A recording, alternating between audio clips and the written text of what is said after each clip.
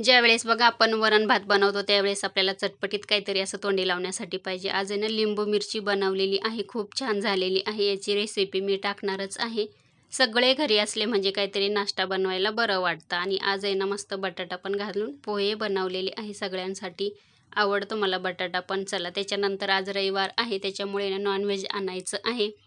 आता पेस्ट बनवून घ्यायची. पेस्ट पण नव्हती राहिलेली. आता इथे बघा जेवढा लसूण घेतला ना त्याचं अर्धं आपल्याला आलं घ्यायचं आहे आणि कोथिंबीर घालायची. काड्यासहित घेतलेली थोडीशी. हिरव्या मिरच्या स्वच्छ धुवून घेतले.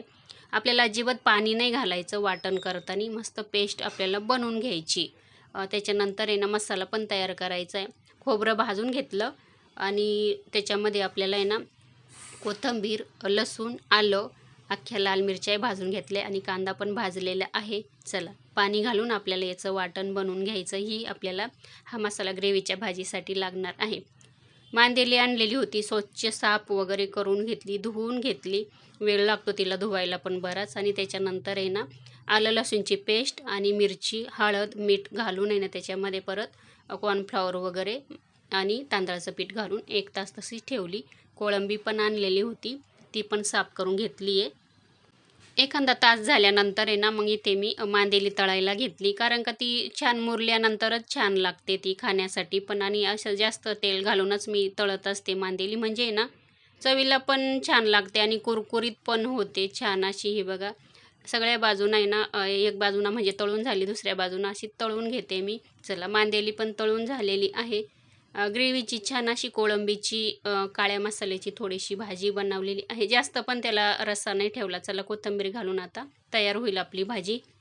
संध्याकाळचं म्हटलं चला आता सकाळसाठी टिफिनसाठी ना वालाच्या शेंगा मी ते ना निवडून ठेवते. म्हणजे कसं सकाळी खूपच घाई होते मला. आता ज्या वालाच्या शेंगा थोड्याशा निब्बर आहे ना त्याच्यातले ना ते बी असतं ना ते काढून घेतलं आहे. आणि आता ही कोवळी शेंगा आहे तर हिचं आहे ना कडेचा भाग असा आपल्याला सोलून घ्यायचा. हे बघा.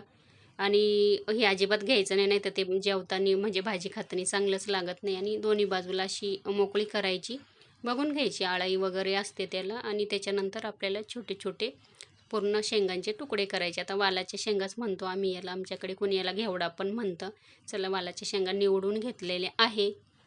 त्याच्यानंतर मी बघा मागे पण व्हिडिओ टाकलेले आहे. माझी मुलगी म्हटलं फिरायला जाणार आहे तर ती गेलेली आहे मनालीला. म्हणजे अजून मनालीला पोहोचलेली नाही, आता ती सिमलाला पोहोचलेली आहे.